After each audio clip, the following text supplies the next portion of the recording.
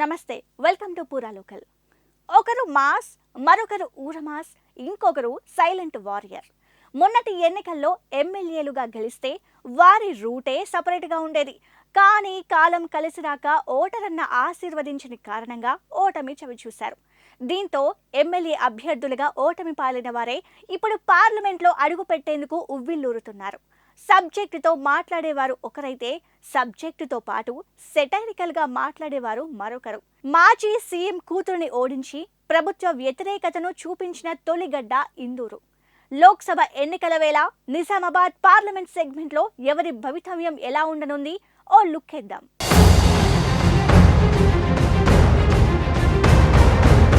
ఇందూరు గడ్డపై కాషాయం సుడిగాలిలా విస్తరించనుందా? 11 సార్లు గెలుపొందిన హస్తం పార్టీ కాస్త గ్యాప్ తర్వాత మళ్ళీ హవా చూపించనుందా? గతంలో ప్రభుత్వ వ్యతిరేకత చవిచూసిన బీఆర్ఎస్ ఇప్పుడు పుంజుకోనుందా? నిజామాబాద్ పార్లమెంటు స్థానంపై అందరి చూపు పడింది. ఎవరు గెలుస్తారా అని 1000 కళ్లతో ఎదురు చూస్తున్నారు. ఎవరికి ఓటర్లు పట్టం కడతారనేది ఉత్కంఠ రేపుతోంది. ఒకప్పుడు 3 నేతలు ఎమ్మెల్యేలుగా పోటీ చేసి ఇప్పుడు అదే సెగ్మెంట్లో ఎంపీలుగా బరిలో నిలిచారు.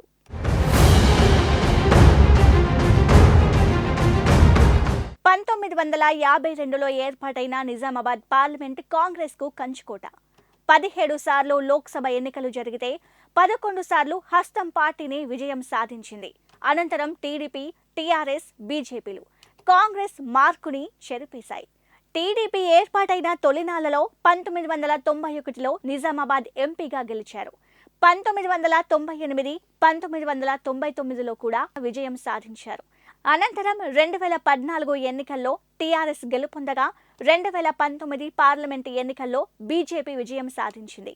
నిజామాబాద్ సెగ్మెంట్లో గెలుపొందిన నేతలు రాజకీయంగా రాష్ట్ర, జాతీయ స్థాయి నాయకులుగా ఎదుగుతారని నానుడి. పార్టీల్లో, ప్రభుత్వాల్లో మంచి గౌరవ మర్యాదలు ఉంటాయని కూడా టాక్.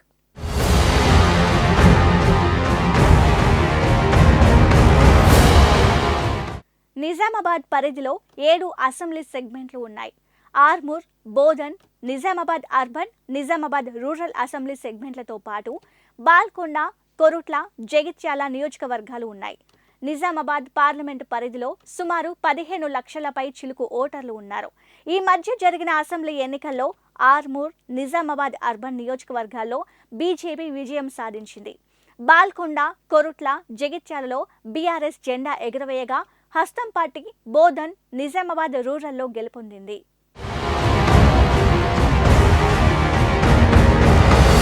ఇక జరగబోయే పార్లమెంటు ఎన్నికల్లో బీఆర్ఎస్, కాంగ్రెస్, బీజేపీ పార్టీలు పోటీ పడుతున్నాయి. ఇందూరులో త్రిముఖ పోరు ఉండనుంది.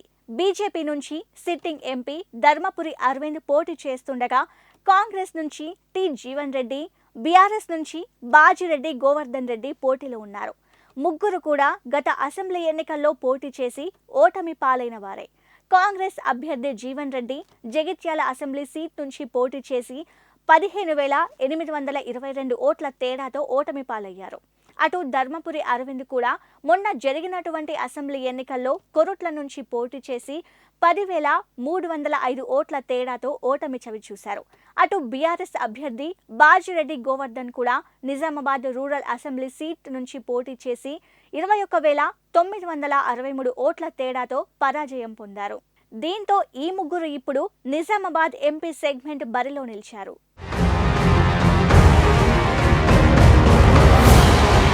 పోటీలో ఉన్న ముగ్గురు రాజకీయ ఉద్దండులనే చెప్పాలి. జీవన్ రెడ్డి కాంగ్రెస్లో ముఖ్య నాయకుడు కాగా ధర్మపురి అరవింద్ రాష్ట్రమంతా తెలిసిన నేతగా చెప్పవచ్చు.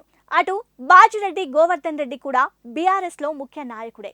సర్పంచ్ స్థాయి నుంచి ఎమ్మెల్యేగా ఎదిగిన నేత బాజిరెడ్డి గోవర్ధన్ 1973లో పోలీస్ పటేల్గా పనిచేసి 1981లో చిమన్పల్లి సర్పంచ్గా ఏకగ్రీవంగా ఎన్నికయ్యారు.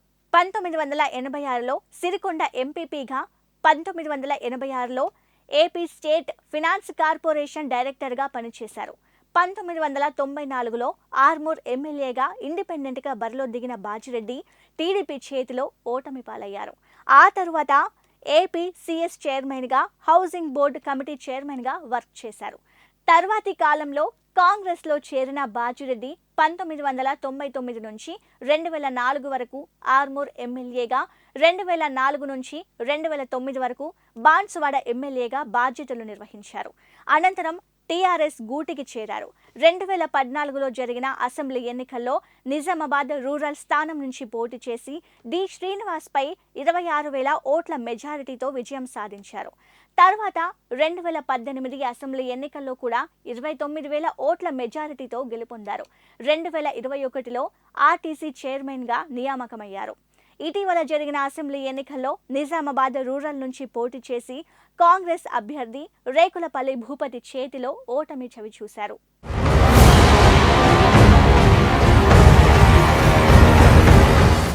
తాజాగా బీఆర్ఎస్ అధిష్టానం బాజిరెడ్డి గోవర్ధన్ని నిజామాబాద్ లోక్సభ అభ్యర్థిగా బరిలో నిలిపింది. దీంతో ఆయన ఎన్నికల ప్రచారం ముమ్మరం చేశారు. ఇందూరు ప్రజలతో ఆయనకు మంచి సంబంధాలు ఉన్నాయని చెప్పవచ్చు. ఆయన పొలిటికల్ జర్నీలో ఎక్కువ మొత్తం నిజామాబాద్ ప్రజలతో సన్నిహిత సంబంధాలు ఉన్నాయి. ఇక పార్లమెంటు ఎన్నికల వేళ బాజిరెడ్డి గెలుపు కష్టంగా మారిందని తెలుస్తోంది. నిజామాబాద్ రూరల్ ఎమ్మెల్యేగా ఉన్న సమయంలో బాజిరెడ్డి లోకల్లో ఉండకుండా హైదరాబాద్ నగరానికే పరిమితమయ్యారని, ప్రజలను పట్టించుకున్న పాపాన పోలేదని టాక్ వినిపిస్తోంది. అందుకే ఆయన్ని ఓడించారని స్థానికులు చెబుతున్నమాట. బాజిరెడ్డిపై వ్యతిరేకతే కాంగ్రెస్ ను గెలిచేట్టు చేసిందని అంటున్నారు. అటు కేసీఆర్ పై వ్యతిరేకత, నిజామాబాద్ ఆడబిడ్డగా బతుకమ్మకు పెద్ద తల్లిగా డంకా బజాయించుకున్న కల్వకుంట్ల కవిత ఇప్పుడు తీహార్ జైల్లో ఉండడం, లిక్కర్ కేసులో ఆరోపణలు ఎదుర్కొని తెలంగాణ పరువు తీయడమే కాకుండా నిజామాబాద్ వాల్యూ తీసేసిందని అంటున్నారు. నిజామాబాద్ బిడ్డగా కవితను చెప్పుకోవాలంటే సిగ్గేస్తుందని సొంత నేతలే చెవులు కొరుక్కోవడం చర్చనీయాంశంగా మారింది. ఇది బాజిరెడ్డికి మైనస్ గా మారనుంది.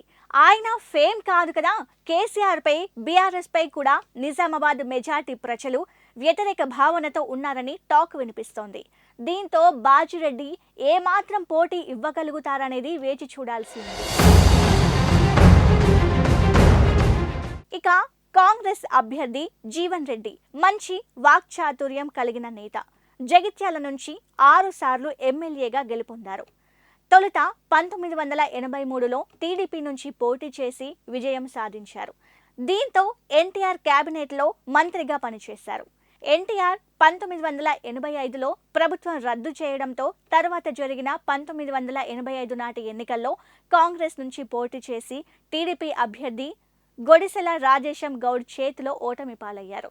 ఇక 1989లో రెండోసారి ఎమ్మెల్యేగా ఎన్నికయ్యారు. తిరిగి 1994లో ఓడిపోయి 1996లో జరిగిన ఉపపోరులో విజయం సాధించారు. 1999, 2004లో జరిగిన ఎన్నికల్లో జీవన్ రెడ్డి హ్యాట్రిక్ విజయం సాధించారు. 2004 మే 14 నుంచి 2009 మార్చి 2 వరకు వైఎస్ రాజశేఖర్ రెడ్డి కేబినెట్లో మినిస్టర్గా పనిచేశారు. 2006, 2009లో కరీంనగర్ లోక్సభ స్థానం నుంచి పోటీ చేసి ఓటమి చవిచూసిన జీవన్ రెడ్డి 2014లో జరిగిన సార్వత్రిక ఎన్నికల్లో జగిత్యాల ఎమ్మెల్యేగా విజయం సాధించారు. ఆ తర్వాత జరిగిన 2018 ఎన్నికల్లో ఆయన ఓడిపోయారు. అనంతరం 2019లో టీచర్ ఎమ్మెల్సీగా ఎన్నికయ్యారు. ఇటీవల జరిగిన అసెంబ్లీ ఎన్నికల్లో కూడా జీవన్ రెడ్డి ఓటమి చవిచూశారు. దీంతో కాంగ్రెస్ అధిష్టానం ఆయన్ని నిజామాబాద్ సెగ్మెంట్ బరిలో నిలిపింది.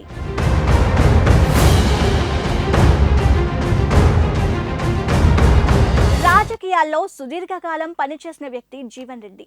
రామారావు కేబినెట్ నుంచి నేటి వరకు పాలిటిక్స్లో యాక్టివ్గా ఉన్న నేత జీవన్ రెడ్డి. ఒకప్పుడు కాంగ్రెస్ కంచుకోటగా ఉన్న నిజామాబాద్ ఈ దఫా విజయం సాధించాలని సాయశక్తులా ప్రయత్నిస్తున్నారు. అయితే జీవన్ రెడ్డి నిజామాబాద్ సెగ్మెంట్లో నిలదొక్కుకోగలుగుతారా అనేది చర్చలకు దారితీస్తోంది.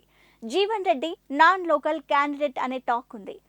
గతంలో ఎక్కువగా జగిత్యాల అసెంబ్లీనే ఏలిన జీవన్ రెడ్డికి నిజామాబాద్పై అంతగా పట్టులేదు. ఇక 2014, 2018లలో వరుసగా జరిగిన ఎంపీ ఎన్నికల్లో కాంగ్రెస్ అంతగా ప్రభావం చూపెట్టకపోవడం కూడా జీవన్ రెడ్డికి మైనస్గా చెప్పవచ్చు. అటు బీఆర్ఎస్ అభ్యర్థి, బీజేపీ అభ్యర్థులు లోకల్ క్యాండిడేట్లు కావడం, ఆయన స్థానికేతరుడు కావడం కూడా ఆయనకి కలిసి రాదనే తెలుస్తోంది. నిజామాబాద్ పార్లమెంటు పరిధిలోని 7 అసెంబ్లీలో కాంగ్రెస్ 2 స్థానాల్లోనే విజయం సాధించింది. ఇక ఇటీవల రాష్ట్ర కాంగ్రెస్ ప్రభుత్వం తీసుకునే నిర్ణయాలు కూడా జీవన్ రెడ్డి గెలుపును నిర్ణయించే అవకాశం ఉంది. రైతులకు రుణమాఫీ చేయకపోవడం, మహాలక్ష్మి పథకం లోపాలను సరిదిద్దుకోకపోవడం, పంటలకు నష్టపరిహారం ఇవ్వకపోవడం, కరువుపై నేటికి ప్రభుత్వం ఎలాంటి ప్రకటనలు చేయకపోవడం ఇవన్నీ కూడా జీవన్ రెడ్డిపై ప్రభావం చూపించే ఛాన్స్ ఉంది. అటు బీఆర్ఎస్ ప్రభుత్వాన్ని ఏకిపారేసిన జీవన్ రెడ్డి ఎమ్మెల్సీ తర్వాత అదే పంతాను కొనసాగించారు. ఇవాళ ఆ పార్టీయే అధికారంలో ఉన్న ఆయన ప్రస్తావించిన అంశాలపై నేటికి సర్కార్ ఎలాంటి చర్యలకు ఉపక్రమించకపోవడం కూడా ఆయనకి చెడు చేస్తుందని తెలుస్తోంది.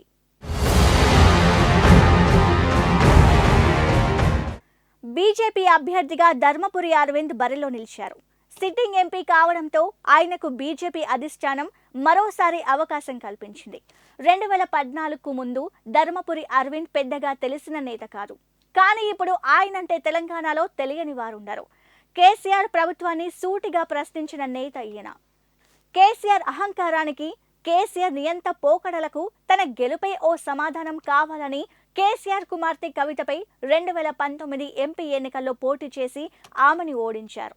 దీంతో ధర్మపురి అరవింద్ అందరికీ సుపరిచితమయ్యారు. పసుపు రైతులను చేరువ చేసుకుని పసుపు రైతులకు దగ్గరైన ఆయన 2019 ఎన్నికల్లో పసుపు బోర్డు తెస్తానని బాండ్ రాసిచ్చి మరీ ఎన్నికల్లో నిలిచి విజయం సాధించారు.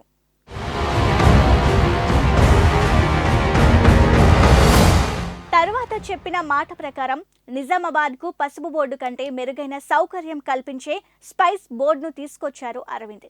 ఇటీవల ప్రధాని మోదీ అసెంబ్లీ ఎన్నికల వేళ స్పైస్ సెంటర్తో పాటు పసుపు బోర్డు మంజూరు చేస్తామని చెప్పడంతో అక్కడి రైతాంగం హర్షం వ్యక్తం చేస్తోంది. ఇది ధర్మపురి అరవింద్కు ప్లస్ కానుంది. కొంతమంది రైతులు అరవింద్పై తిరుగుబాటు చేసినా వారికి నచ్చజెప్పుకున్న సందర్భాలు కూడా ఉన్నాయి.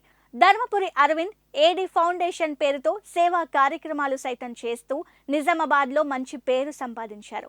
సిట్టింగ్ ఎంపీ కావడంతో బీజేపీ క్యాడర్ బలంగా ఉంది. ఇక గతంలో ధర్మపురి అరవింద్ ఓటమి కోసం వేటాడుతా వెంటాడుతా ఓడగొడతా అని వ్యాఖ్యలు చేసిన కవిత ఇప్పుడు తీహార్ జైల్లో ఉందని, తీరా ఎన్నికల నాటికి జాడాపత్తా లేకుండా పోయిందనే చెప్పవచ్చు.